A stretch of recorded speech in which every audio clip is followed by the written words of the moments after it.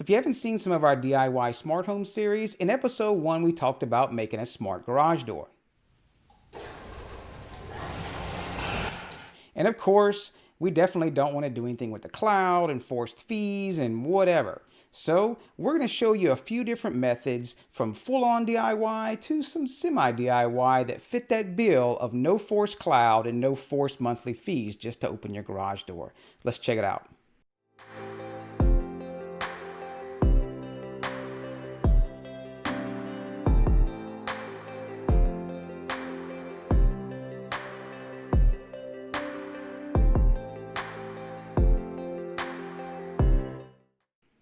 So I will forewarn you, we're going to go full in-depth DIY and show you how we exactly built this one. It's not that hard to do, but we did want to show all the steps just to get everybody comfortable. Now, of course, with the new feature in YouTube, as of the recording, there are chapters listed below so you can jump straight to exactly what you need. So definitely hang out with us and see, maybe you'll learn something. If you're not one of those full-on DIYers, maybe you'll get comfortable and build your own little garage door. It's definitely fun, rewarding, and exciting to do. Now, a couple different methods we're going to show are the Moes garage door opener, and of course we did flash that with Tuya Convert, but as we all know, sometimes Tuya Convert does not work all the time, and it's that cat and mouse game. But there are several different options, such as we chose the Sonoff SV, which is easy to flash and no soldering of the little pin headers for the flashing itself. And then there's even, if you really wanted to, you can go with a full-on Shelly 1. And because it has a dry contact, the Shelly 1 really does not even need to be flashed if you don't want to go that route, because they built in MQTT straight into the Shelly stock firmware. Now, one thing I would like to do in the future is do a custom little PCB for a garage door. Maybe we could even support, say, 2 garage doors. Build it on a little custom PCB, straight at PCB way. That way, a user could pop it in with screw terminals, pop on a Wemos D1 Mini, put on ESP Home, Tasmota, whatever they want to do, and run with it and go. So if you know any other projects doing that, put it down in the comments down below. Maybe we'll get them sent out to PCB Way. Check out their high quality boards. They're shipping straight to your door, PCB Way. So I know some of you may be scared of possibly touching your garage door. And if you're not comfortable at all, of course, don't do so. Get some help. But if you'd like to learn how the garage door works, it's actually pretty simple. Now, we're not going to get into the mechanics of how the rollers and the springs, because that should already be in place and working. We're not going to touch that. Well, how do we open these garage doors? Well, most of them use just simply 2 wires. Now, there are some others that have more of a digital panel, and those won't be compatible with this method. But in most cases, you probably have a little button on the wall next to the actual door that leaves the garage. And all it does is when you push this button, it connects both of these wires together. It tells the garage door to open, and then it opens. Pretty simple. You're just basically connecting 2 wires together. Well, how do we make it smart? Well, this is the Sonoff SV, and as we've mentioned, you can use other types of dry contact relays, and it basically mimics exactly what the button does. The Sonoff SV will connect the 2 wires using the relay for a couple seconds. It makes the electricity pass between the 2 wires, and the door thinks you actually push the button to open or close the garage. But how do we know if it's open or closed? Well, on the Sonoff SV, and you can do this with some other wireless options as we mentioned, in our install we did use a standard garage door reed switch. And so when this magnet is close to this sensor, it closes the circuit and making the electricity pass between these 2 wires. And we do use these on the GPIO pins on the Sonoff SV, and that tells us if the door is open or closed. Because if the door is then open, this magnet is not near this sensor, it breaks the connection, and then we see that door as being open. And if it is only open, say a couple of inches, it will show as being open. And then of course, last but not least, you do need to power it with a typical little power supply that you would plug in up here. So that's it. Pretty simple. Don't get too overwhelmed. There might be a lot of wires and everything, but the layout is very simple to get this done. We're going to start out with first the not so DIY method, and we did do till you convert on this along with various rules, and we reverse engineered it on a couple live streams, and I do have a blog post on how to exactly set this guy up without doing any cloud control nonsense like we don't like to do here. This was done with Tasmota. I'll leave that link down below in the video description on how to set that up. But basically, it kind of looks like a Sonoff Basic. You would plug this into power that's near the garage door opener. And then you've got this wire here that goes to the garage door itself. That's going to basically simulate that button press so you can open this remotely. And then to know if it's open or closed, they give you this really long wire that you would run over, and it's going to be your basic type of reed switch that tells if the door is open, because the magnetic will be away, and then the magnet comes back when the door is closed, and that's the way it knows it's open or closed. So you can use this method, of course, if you don't want to do the other methods we're about to show. Perfectly fine. It's just cost a little more, but hey, maybe your time is worth more than actually doing the full DIY method, which is definitely not a problem. So that's why we're trying to show a couple different methods here. Probably a lot of you have seen these. This is the Sonoff SV. It's very similar to the size of the original Sonoff Basic, but it's much different in the way it works. So first thing you'll notice is they actually have an open pin header. So you have ground, TX, RX, and 3v3, and then you have the button for your GPIO 0 on it. So of course you don't have to do any special trickery or till you convert stuff or whatever it may be. You can just flash this with a USB adapter, and it's really simple to do whether you want to put ESP Home or Tasmota on it. So pretty simple little guy, and of course there's a couple different methods you can do with this. You can remove these resistors and it becomes what they call a dry contact, meaning that you power it through these pins, and the power only powers the ESP chip, and whatever you send through these pins is totally isolated, and it comes out the other side with the relay. And that's what we're going to be doing here on the Sonoff SV. We'll power this thing with a regular power supply, and then we'll flash Tasmota on it. And a really cool thing is these sets of pins right here. And if we'll zoom in a little closer on this, as you can see, they label them for you GPIO 14, 4, and 5. And that's going to be these sets of pins, and they do have voltage and ground, and then your inputs for the GPIO pins themselves. And of course that's 3 GPIO pins, plus you do have RX and TX up here if you really want to get crazy and add, say, temperature sensors and whatever else you'd want to this board. Now as you can see, it is just open headers right here, so of course there will be a little bit of soldering. It's pretty simple soldering. As you can see, it's wide out in the open. There's nothing else to really get in the way. It's through hole soldering, so really simple. Just stick the wire in, we'll put a little solder and be done with it.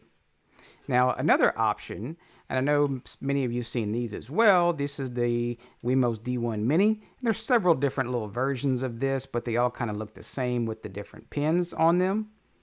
Now one thing that is a little different here is you'll notice you can just power it with a simple little micro USB on the back, so like any type of old phone chargers or whatever, and you could power this guy. Now to add a relay, they had these little relay hats. Now mostly you do have to solder these, all these various pins, so it's not like you can skip soldering like maybe on this board has a little less soldering, but this one comes with some wire terminals already on it. So basically once you do solder things up, you can put the hat on it. If I put it the right way, make sure you do line up your pins correctly. And now this is a ESP8266 with a normally open and normally closed terminals here for doing the relay itself. Now then you would have to attach some wires to come into the other GPIO pin for the reed switch. So now we got the main brain of things out of the way. of how this is going to get hooked up. Well, now there are a couple of options. If you don't want to run a wire from the ESP8266, you can do a wireless sensor, whether you want to do one at Z-Wave or Zigbee or whatever it might be, in a real cheap way, if of course you're in the US, because as of the recording of this video, Wyze doesn't send these outside of the US.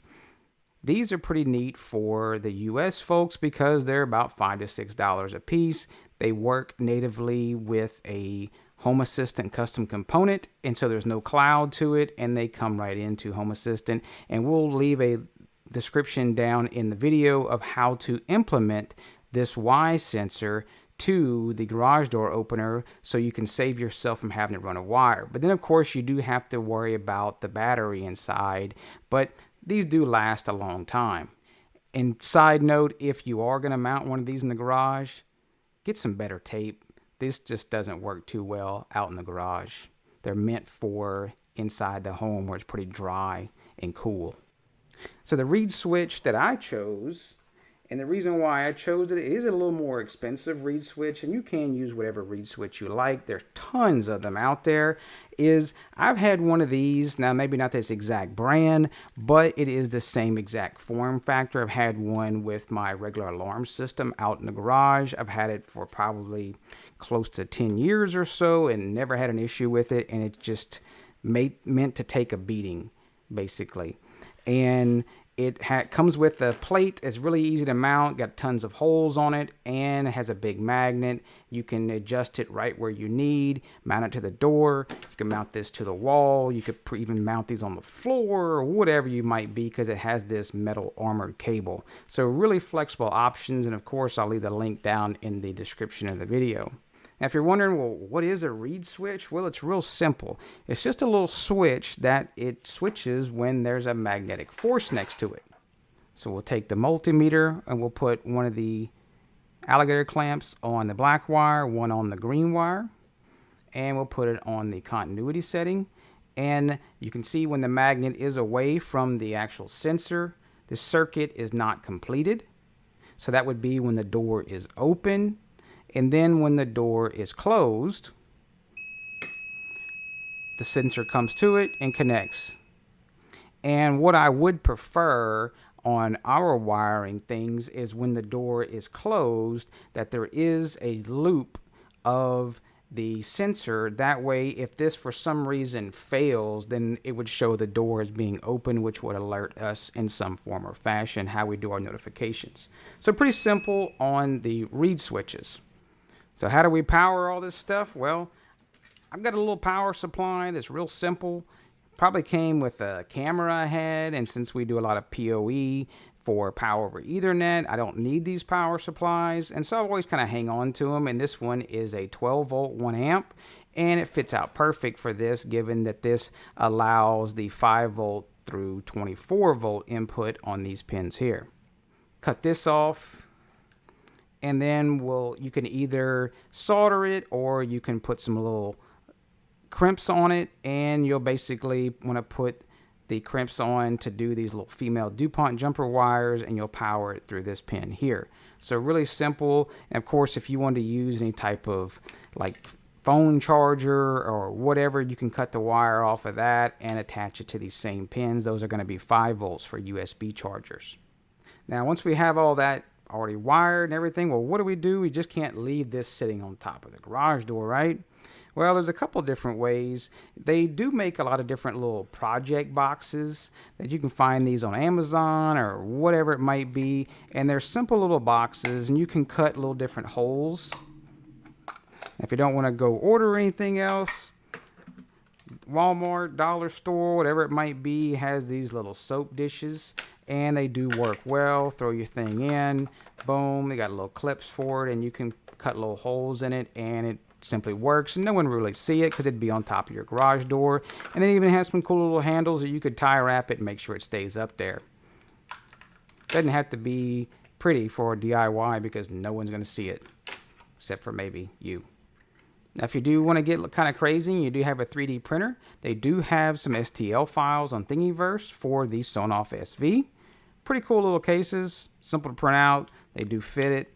fits it perfectly. And then this goes on top and clicks in, and they do have the holes for the wire on each side, and you can attach it, and we'll just probably end up tie wrapping it straight to the garage door. And they do have some little screw holes in the back if you want to mount it somewhere. So pretty neat for the Sonoff SV, and this is probably the case we'll end up using.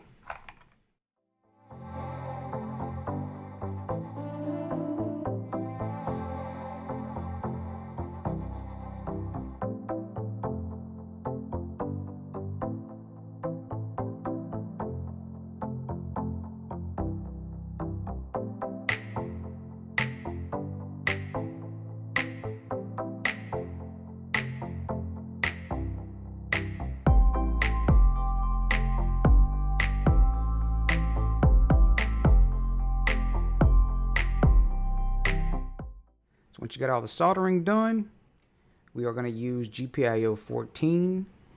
You'll use the top pin, skip the middle, and then use the bottom, which is going to be ground.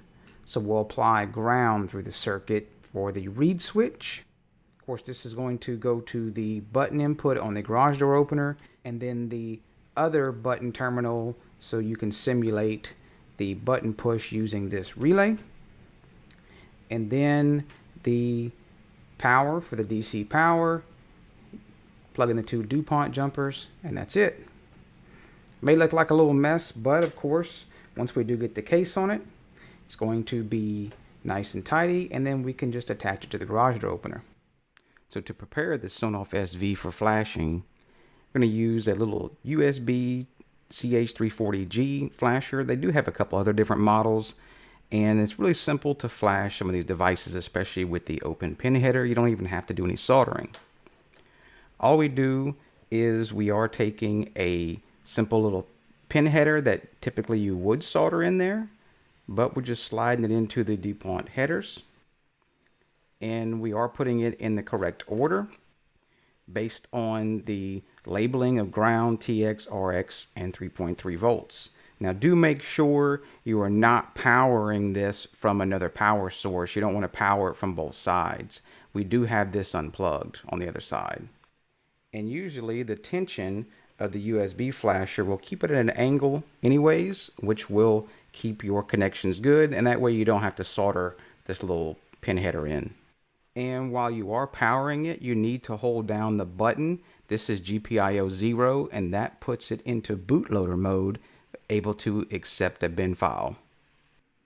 So once you're ready to flash, go ahead and open up Tasmotizer, and we will leave the link down in the description for this utility. It makes a really easy way to flash Tasmota without having to download any bin files and all kind of other stuff.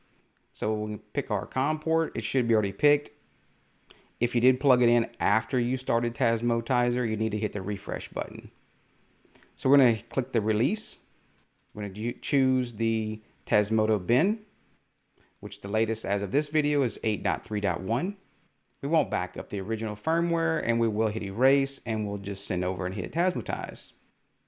And you'll know you have it going if it starts doing the percentages. If not, you may need to reverse. Remember, RX line goes to TX on the ESP chip and vice versa. If you get those backwards, just go ahead and reverse them, and then make sure you do hold down GPIO 0, which is the button, as you're applying power. Once it's finished, it'll show you power cycle the device. We'll go ahead and do that. And when you power cycle it this time, you do not need to hold down GPIO 0 since we've already flashed it. And we're going to go ahead and send over our config. So for the configuration, you can put in your Wi-Fi information, MQTT, etc. We're just really trying to get this on the network, so I'm just going to go ahead and send over the Wi-Fi. Now you can, at this point, there probably is a Tasmoto dash, and it usually has some numbers or letters at the end with a access point, and you could take your phone or other Wi-Fi device and attach to it and go to that 192.168.4.1 address, and you could put in your Wi-Fi information that way. But this way is a little easier. Put in the SSID and the password, and then we'll hit save. Once you hit save, it'll send over the configuration. Device will restart. Click OK. We'll go ahead and close Tasmotizer. At this point, you want to check your router or Wi-Fi or whatever hands out IP addresses. And I use the Unify network controller, and what I can do is actually hit sort by uptime and look at the most latest device, and that's where I'll see my Tasmota device and I can grab that IP address. At this point, once you've verified it is on your Wi-Fi, you can disconnect the USB flasher, and then we'll go ahead and power this from the power supply that we soldered earlier. So once it's back on your network and powered from the power supply, refresh the page, make sure it's good, and then we'll go on over to configuration. We'll go to configure module. We're not going to do a template. I know everybody's used to doing templates, but this is already built into Tasmota. Go to the Sonoff SV, and then we'll hit save. Don't fill these out just yet because we need to save the SV first. Then we'll come back and add the sensor for the read switch. You can see the LEDs are blinking here. And one of the reasons we did switch over to the power supply, we do want to test the relay, and the relay will not work using the USB flasher because it's only 3.3 volts.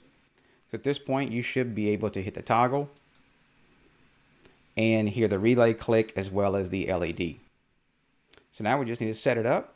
We'll go into configuration. We'll go to configure MQTT, put in our IP address of our Home Assistant server. We'll leave the client alone. We'll change the user to their user ID that we use. We'll change the password. And then for the topic, we'll just go ahead and change it to garage door. And then we'll leave the full topic alone, and then we'll hit save.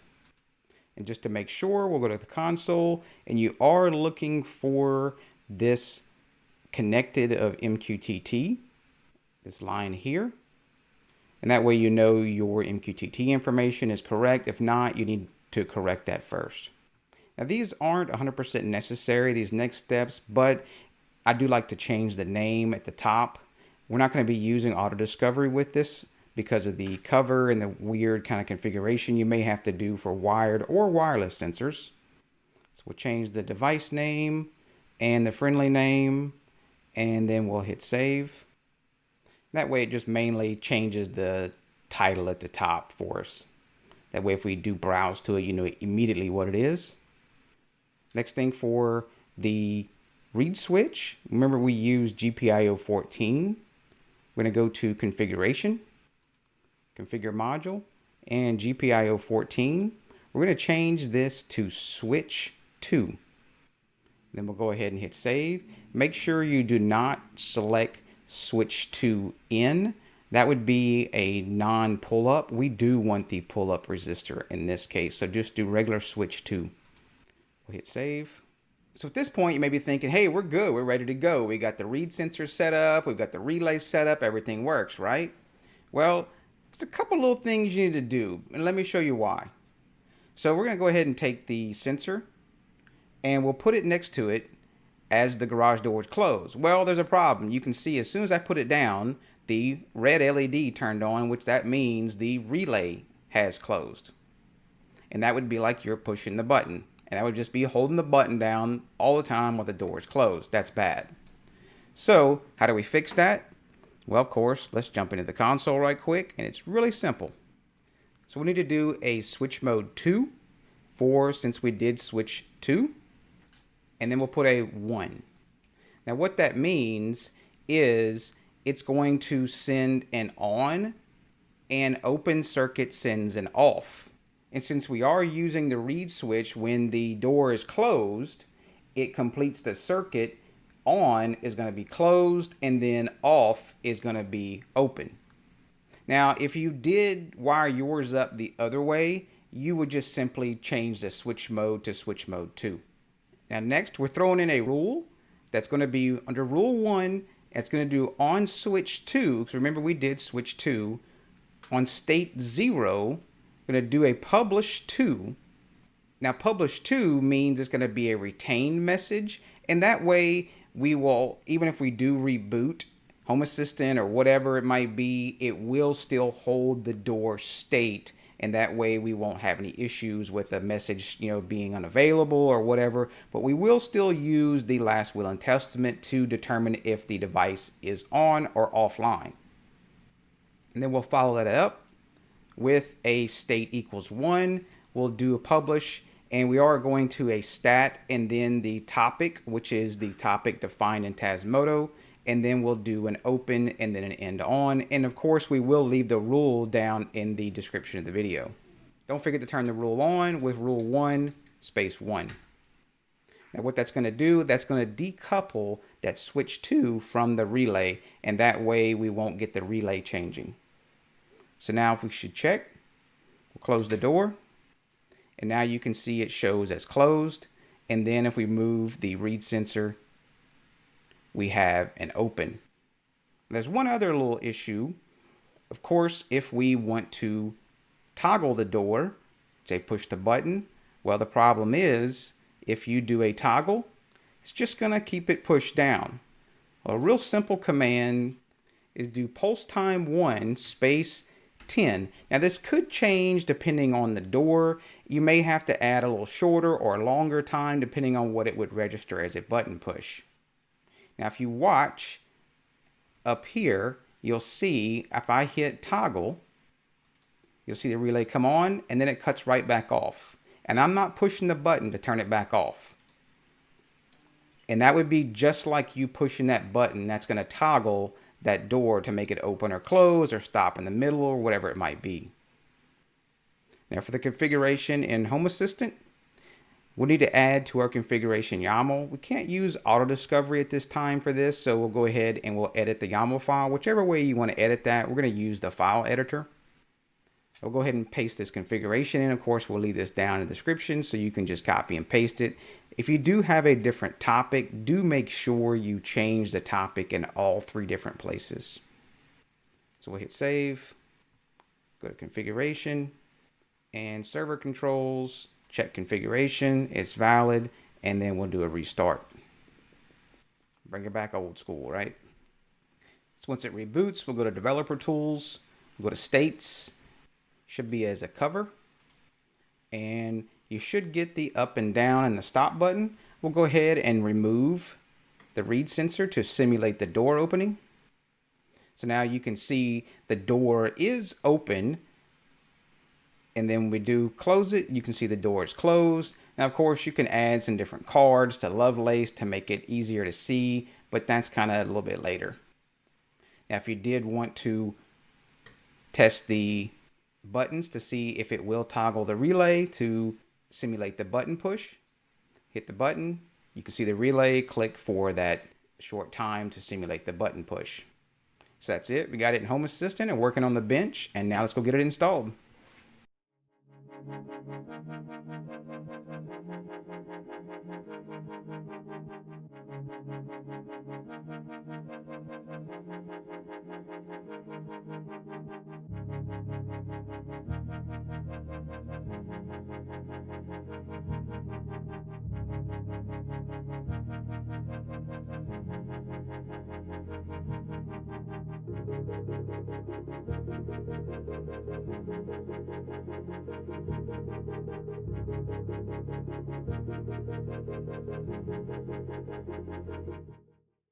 And last but not least, once you got it all configured, set up, Home Assistant, and the whole 9 yards, unplug it, wait a few seconds, plug it back in, because you want to simulate a power outage to make sure that your door does not open by itself during a little power blip. So that wraps it up for this one. Finally got our garage door done and in Home Assistant and rocking and rolling. Maybe we'll start to tackle, say, some car presence stuff in the future to make it fully automated, make it a true smart garage door. Don't forget, check out the blog post on this down below. We'll have all the YAML configurations and how to do it with Wyze or whatever other type of sensors. And as we do get different submissions from different comments and people, things will evolve, and I will update that blog post as things go. And without dragging out this outro anymore, I do appreciate all the Patreon subscribers. It does help bring new products and projects to the channel all the time. I can't thank you enough. Don't forget, give us a comment down below. Hit that thumbs up or thumbs down, whatever it might be. Hit that subscribe button and bell icon, and y'all take care. Open it. What is it? Just let it rip. What are all these? That's it.